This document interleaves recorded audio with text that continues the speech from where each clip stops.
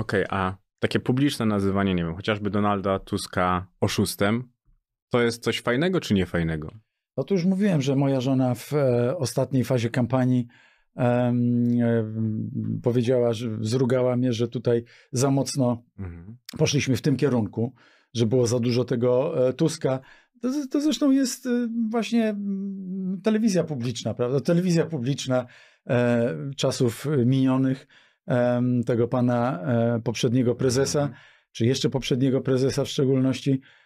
Ta telewizja była tak skoncentrowana na Tusku, że aż po prostu no, nie można było tego oglądać. No, ja przynajmniej na pewno nie mogłem tego oglądać. Cześć, witam Was. Dzisiaj też króciutko, bo późno już nagrywam, ale no, staram się jakoś w miarę być na bieżąco. Moi drodzy, dzisiaj o wielkiej gównoburzy, którą pisowcy wywołali. No pisowcy i oczywiście TV Republika, tam magluje też, chodzi o te granty na zbrojeniówkę. Zanim przejdę do konkretów, chciałbym, nie wiem, takiego laura tchórzliwego, brzydko powiem, kutasa, nagrodę roku dać właśnie Błaszczakowi za obwinianie rządu Tuska o to, że Unia nie przyznała nam środków na rozwój mocy produkcyjnych amunicji.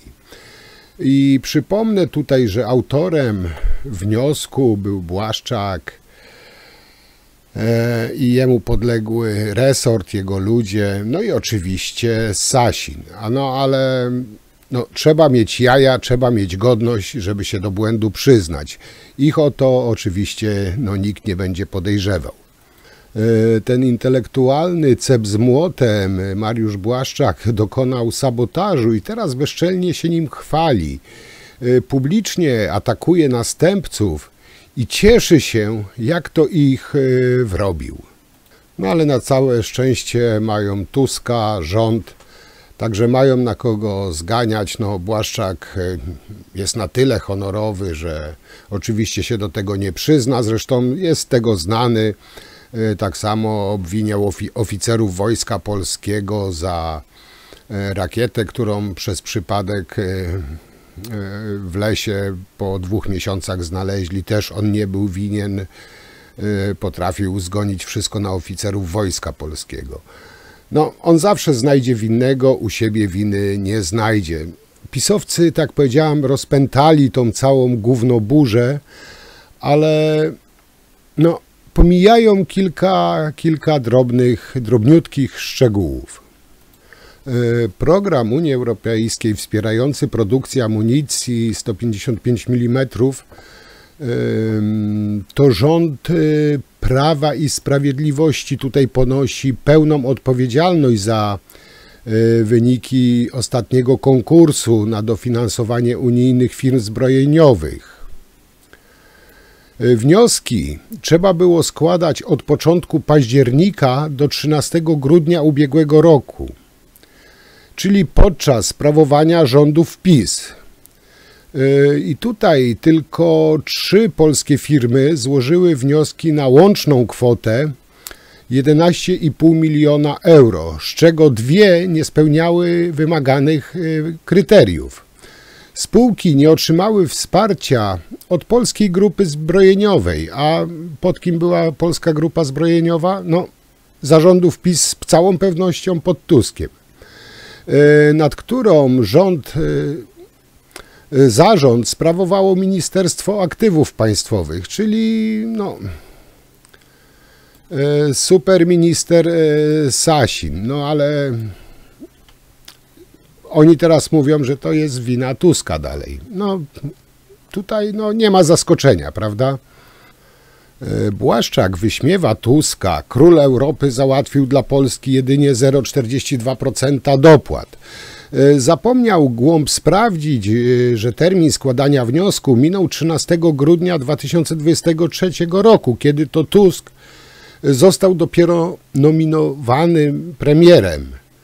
Powiem wam, że to jest niesamowite, jak intelektualnie biernym trzeba być, żeby nie sprawdzić takich rzeczy i się tak ośmieszać publicznie. Zresztą, no, jak wszyscy wiemy, pisowcy progi bezczelności już przekroczyli chyba wszelkie. Ale tutaj też takie otwarte pytanie, jaki przekroczyć trzeba próg bezczelności, żeby zawalić w unijnym programie wsparcia produkcji amunicji i obarczać za to winą premiera, który objął urząd w ostatnim dniu składania wniosków. No, szczyty chamstwa i hipokryzji. No tylko, że kłamstwo ma krótkie nóżki i są granice bezczelności. No oczywiście nie ma tych granic bezczelności, chamstwa, podłości podnóżek Kaczyńskiego, starszy kuwetowy Błaszczak. Błaszczak, król pikników i afer PiS, no tak mówiłem, napisał, że Tusk, król Europy, załatwił z przekazanych 500 milionów euro przez Unię dla europejskich firm zbrojeniowych na zwiększenie produkcji amunicji. No Polska tam 2 miliony 100 dostała. Tam też krzyczeli, że ktoś tam dostał 20 milionów. Jak mogła Polska dostać 20 milionów, skoro 3 firmy składały na 11 milionów, z czego 2 nie kwalifikowały się? Mało tego. O te pieniądze, tak powiedziałem, Polska, PiS wystąpiła w 2023 roku. Jedną firmą, która występowała o pieniądze, była firma Mesko. W tej firmie siedziało CBA w 2023 roku w związku z aferą rozkradania nowej fabryki prochu na 460 milionów złotych przez zarząd, jakby nie patrzeć, PiS. Tylko no, pisowski, nie wiem, no baran Błaszczak może pisać takie bzdury, który zajmował się piknikami i tuszowaniem afery zamiast pieniędzmi dla polskiej zbrojeniówki. Zresztą oni w piknikach, aferach i żołnierzy jako tła dla swojej propagandy, no to używali dowoli. No i nie zapomnijmy też o tym, że w polskiej grupie zbrojeniowej bodajże, nie chcę tutaj w błąd wprowadzać, ale bodajże chyba było 13 prezesów zarządu PiS. Tam się zmieniali tylko, żeby się pochapać, nachapać i zmieniać. Także dobra, lećmy dalej. Ciekawej wymiany zdań doszło pomiędzy byłym a obecnym kierownictwem MON. Mariusz Błaszczak był oburzony, że z 500 milionów, jakie Unia wyda na produkcję amunicji, do Polski trafią tylko 2. Tyle, że jak się okazało, czas na składanie wniosków w tej sprawie był przez 2 miesiące, licząc od połowy października, czyli w całości zarządów PiS. Paweł Szoc. Unijne pieniądze na produkcję amunicji artyleryjskiej. Komisja Europejska ogłosiła listę firm, które otrzymają wsparcie. Łączna wartość pierwszej transzy programu to 0,5 miliarda euro. Polski przemysł otrzyma nieco ponad 2 miliony. Dla porównania na prorosyjskie Węgry trafi 27 milionów, do Niemiec 85, a do Norwegii prawie 87 milionów euro. Komisja Europejska, przyznając Polsce takie grosze, nie działa na pewno w interesie Solidarności Europejskiej. To komentarz prezydenckiego urzędnika, a to internetowy wpis byłego ministra obrony narodowej w rządzie Prawa i Sprawiedliwości. Donald, król Europy Tusk, załatwił dla Polski całe 0,42% z unijnego programu produkcji amunicji. Tyle, że unijny program ogłoszono w październiku, gdy rządził PiS. Nabór wniosków zakończył się 13 grudnia. Tego dnia Donald Tusk dopiero został premierem. Pełną odpowiedzialność za złożenie wniosku i za jakość tych wniosków ponosi rząd PiS-u, bo to za rządów PiS-u odbył się cały ten proces. Dzisiaj trzeba powiedzieć jasno, że Mariusz Błaszczak jest nie tylko hipokrytą, ale też karmi rosyjskie trolle. Dzisiejsza opozycja zarzuca rządowi bierność. To rolą obecnego rządu było, żeby wspierać te projekty. Dostała tylko jedna spółka, a dwie pozostałe, Mesko i Nietrochem, nie otrzymały środków, chociaż złożyły wnioski. 3 polskie firmy wnioskowały w sumie o 11 milionów euro. Złożyły tak naprawdę nie na te obszary, na które powinny, bo na przykład nikt nie złożył na obszar związany z materiałami wybuchowymi, gdzie było najwięcej pieniędzy. Spółki starające się o grant wchodzą w skład Polskiej Grupy Zbrojeniowej nadzorowanej przez Ministerstwo Aktywów Państwowych. Zarząd PGZ, powołany, gdy ministerstwem kierował Jacek Sasin, został odwołany dopiero 20 lutego tego roku. To Komisja Europejska oceniała zdolności produkcyjne. Skoro było 8 lat zaniedbań, to Komisja oceniła bardzo słabo te zdolności produkcyjne. Mało tego, w firmie Desamet nawet zarząd nie chciał spotkać się z Komisją. Polscy producenci wciąż nie są w stanie stworzyć kompletnej amunicji artyleryjskiej na miejscu. Muszą importować niektóre komponenty. Nawet łuski kupujemy, więc my jesteśmy de facto montownią. Zabrakło w ciągu ostatnich 30 lat pewnej strategii. Pod koniec grudnia ubiegłego roku Agencja Uzbrojenia podpisała z PGZ pierwszą dużą umowę na dostawę pocisków do haubic i czołgów. W ciągu 5 lat polski przemysł ma dostarczyć siłom zbrojnym 300 000 sztuk amunicji. Rosja produkuje 3 miliony pocisków rocznie. Paweł Szot, fakty. Powiem wam tak, jeśli chodzi o tego jegomościa, wielkiego ministra.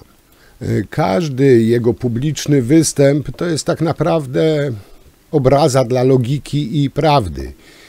Jeśli dodać jeszcze, że był szkolony w Rosji i to on stoi za śmiercią dziesiątek polskich funkcjonariuszy, którym odebrał honor, a często życie, to jawi się on jako wybitny zdrajca i antypolski bandyta.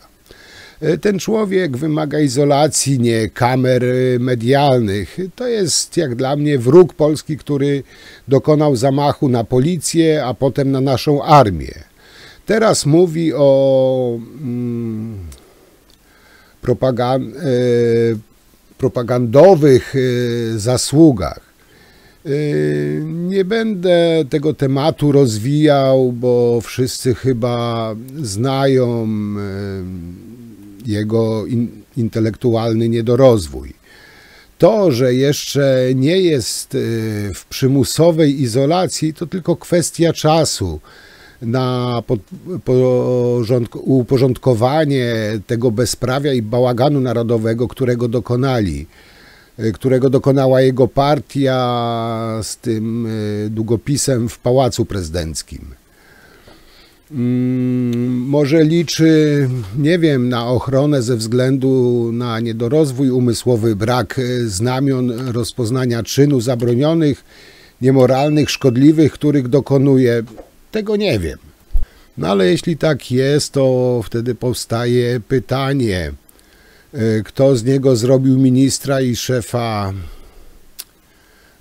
opozycji parlamentarnej. Jakkolwiek by było, można powiedzieć, czekam na dalszy rozwój tej sytuacji, bo tutaj ewidentnie grali na szkodę państwa polskiego i polskiej armii. I jeszcze raz tutaj przypomnę dla tych, którzy oglądają tylko telewizję Republikę i tam jest troszkę inny przekaz. Publikacja propozycji konkursowych odbyła się 18 października ubiegłego roku, a zakończenie zbierania propozycji od firm nastąpiło 13 grudnia ubiegłego roku. Wnioski można było składać jedynie na udokumentowane projekty inwestycyjne, dające realną szansę na realizację. Firmy przesyłały wnioski o przyznanie grantów bezpośrednio do Komisji Europejskiej. Także tutaj, troszeczkę z tym Tuskiem to wydaje mi się, że popłynęli. No ale wszyscy znamy pisowców, wiemy jacy są. Zresztą też nie jest tajemnicą, że zamiast rozwijać polski przemysł, Błaszczak wolał zaciągać długi i kupować uzbrojenie, czy wspomagać w każdym bądź razie nawet i koreańskie firmy, zachodnie firmy, a polski przemysł zbrojeniowy doprowadzać do ruiny. Jeszcze jeden szczególik. Zakłady chemiczne Nitrochem nie złożyły wniosku w kategorii Explosive, gdzie każda ubiegająca się firma otrzymała grant. Co jest bardzo istotne, projekt o dofinansowanie z Komisji Europejskiej DESMED składał w warunkach braku umowy z MON na dostawy dużych ilości amunicji.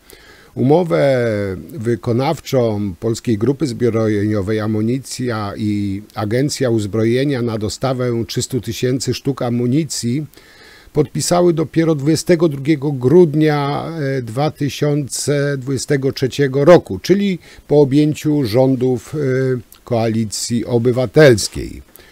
A konkurs został zamknięty 13 grudnia. Także właśnie w szczegółach, diabeł tkwi w szczegółach, moi drodzy.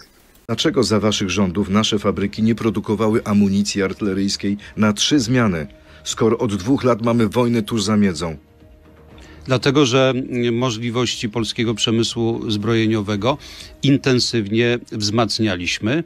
Ale nie wzmocniliście wystarczająco. Powinniśmy produkować dzień i noc amunicję. Kierunek koreański był kierunkiem przez nas przyjętym świadomie, ze względu na to, że byliśmy do 2015 roku, polski przemysł zbrojeniowy był niesamodzielny. Ale mieliście był pod 8 lat. Silnym wpływem niemieckim. Co zrobiliście dla samodzielności polskiego przemysłu zbrojeniowego przez 8 lat? O wiele zrobiliśmy. Huta Stalowa Wola, ale amunicję fabryka musieliście broni. kupować w Korei. Pamięta pan, jak GROT był wprowadzany i jaki portal, czyją własnością, jakiego kapitału, z jakiego państwa jest ten kapitał, jak ale groty chce pan bardzo powiedzieć, mocno. że za zmianę, 6-krotną zmianę zarządu PGZ-u odpowiadają Niemcy? Wie pan, 8 lat rządziliśmy, ale żeby to wszystko ułożyć tak, żeby to funkcjonowało dobrze, to ile potrzebujecie? Trzeba trochę dłużej. Kolejne 8. Trzeba więcej, zdecydowanie trzeba więcej, a dziś niestety jest groźba taka, że wrócą praktyki sprzed 2015 roku. Panie ministrze, kolejne pytanie. Dlaczego Niemcy, Finowie, Czesi kupili F-35 z offsetem, a PiS niczego nie wynegocjował?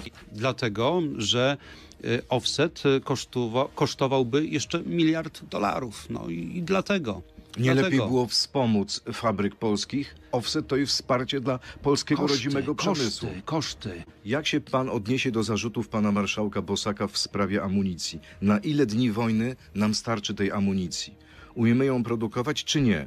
Tylko proszę nie mówić nic o Tusku, bo to pan był szefem MON-u przez ostatnie lata.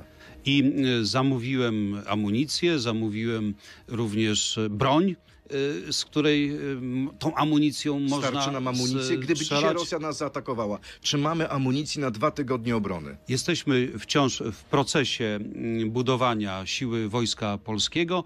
Zaniedbań było mnóstwo. Dziś Wojsko Polskie jest dużo silniejsze. Ale ja pytam, czy starczy nam amunicji na obronę przez tydzień, przez 2? Panie ministrze, proste pytanie. Wojsko Polskie jest przygotowane do tego, żeby odeprzeć agresora, a przede wszystkim nasza polityka Prawa i Sprawiedliwości polegała na tym, żeby odstraszyć agresora poprzez zbudowanie silnego wojska. Liczebnie i poprzez wyposażenie wojska w nowoczesną broń. Najlepiej z tej samej rodziny, jaka jest w Ameryce, czyli broń amerykańską, koreańską także.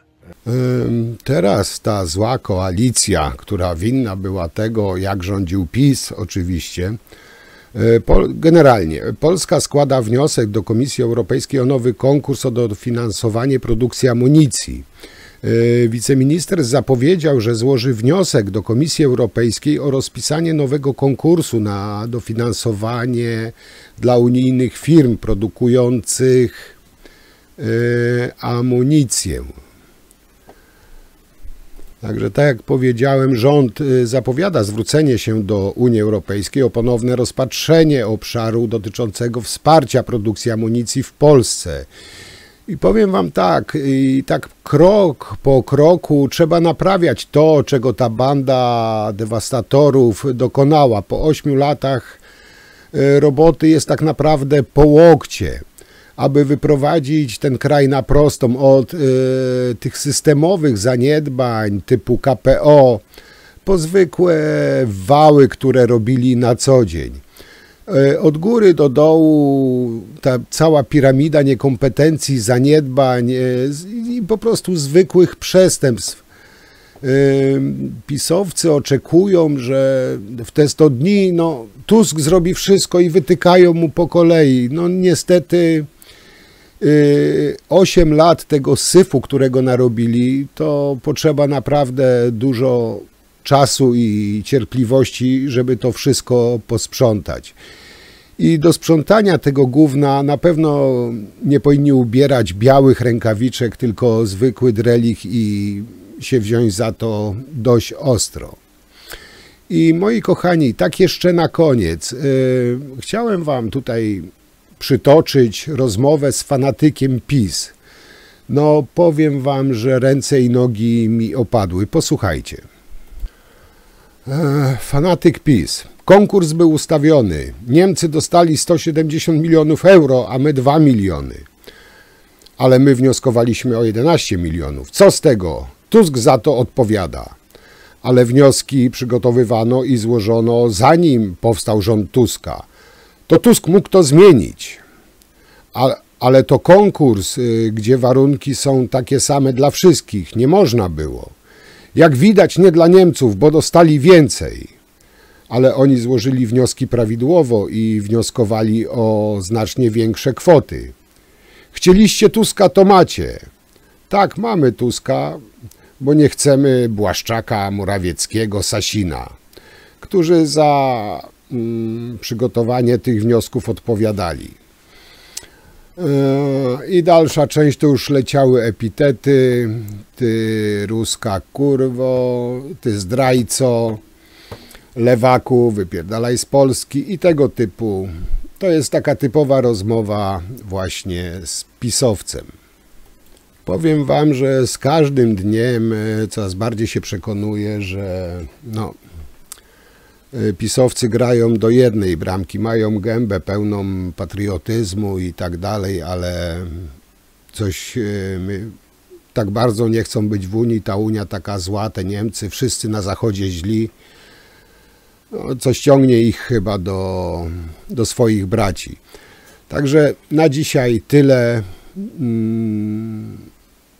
Jak zawsze piszcie, jakie wy macie o tym zdanie. I bardzo, bardzo wam dziękuję wszystkim za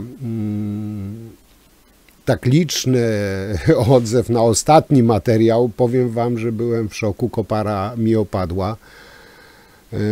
No tyle wyświetleń, tyle subów mi doszło, komentarzy, no bardzo, jeśli komuś tam, nie wiem, nie dałem serducha, czy gdzieś coś przegapiłem, przepraszam, naprawdę nie byłem w stanie już tego, bardzo dużo tego wszystkiego było, bardzo dziękuję. No i oczywiście bardzo dziękuję mojemu darczyńcy za kolejny datek. Naprawdę jesteś nazbyt hojny, poważnie mówię. Bardzo, bardzo ci dziękuję. No, jest cholernie miło z twojej strony, że swoje zarobione pieniądze chcesz tam, nie wiem, wpłacać do mnie. No, co ja mogę powiedzieć? Bardzo ci dziękuję, kolego. Także to chyba tyle. Dzięki. Postaram się w niedzielę zrobić właśnie już podsumowanie tygodnia, bo już trochę materiału nazbierałem. No i w sobotę i w niedzielę też jak zawsze zapraszam na mój drugi kanał, na vloga. Mam świeżutki materiał, myślę, że bardzo ciekawy. To było robota z wczoraj, to wczoraj ją robiłem. Także bardzo świeży materiał. Także to na drugim kanale, na vlogu, A w niedzielę też oczywiście postaram się zrobić te podsumowanie tygodnia, jak zawsze. Także na dzisiaj to tyle. Dziękuję Wam bardzo i do zobaczenia przy następnym materiale. Cześć!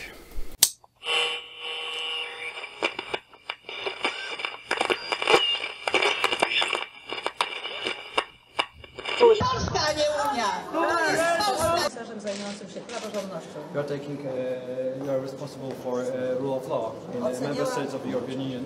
Oceniała Pani sytuację wtedy, kiedy my byliśmy przy władzy. You are praising the situation in Poland when we were in power in Poland. Dzisiaj jest Pani w dniu, w którym dokonał się zamach na media publiczne, na wolność słowa i na demokrację w Polsce. You are today in Poland in a day when the attack on public media, on democracy took place in our country. Nie mamy możliwości wypowiedzenia się, ponieważ telewizje komercyjne, telewizje prywatne nie będą transmitowały tego, co się w Polsce naprawdę dzieje. We don't have any opportunity to speak publicly about the problem, about the situation in public media and the attack of current government on the public media, because private televisions don't want to transmit it. Nie wiemy, czy Pan Marszałek Hołownia poinformował Panią Komisarz o tym, co się wydarzyło, dlatego pozwoli Pani, że wręczymy w imieniu posłów naszego klubu, największego klubu, który wygrał wybory parlamentarne, ale niestety nie rządzi, pismo, w którym opisujemy tę sytuację z prośbą, żeby Pani się z tym zapoznała i dała nam odpowiedź. We are describing this situation in this petition that we are going to hand over to you. Now, and we would like you to get to know this petition and take a position in that question. Bardzo prosimy o to, żeby Pani się zainteresowała tym, ponieważ to jest głos ponad 8 milionów ludzi, którzy zagłosowali na Prawo i Sprawiedliwość i dzisiaj są pozbawieni możliwości dostępu do mediów publicznych. Czegoś takiego w Polsce jeszcze nie było po 1989 roku i chcielibyśmy, żeby Pani Komisarz miała właściwą wiedzę na temat tego, co się dzisiaj w Polsce wydarzyło. Made it very clear in the rule of law report that the public service media in all member states should work in impartial way, that there should be transparent and clear procedures to install the people to the media boards and to the management. Also, there should be predictable financing. So this is what is in the rule of law report and also in the new Media Freedom Act, which we agreed on last week. So the Commission is always saying the same thing, that there should be well-functioning public service media in every member state, and also there should be enough space for independent. Polska, nie Unia!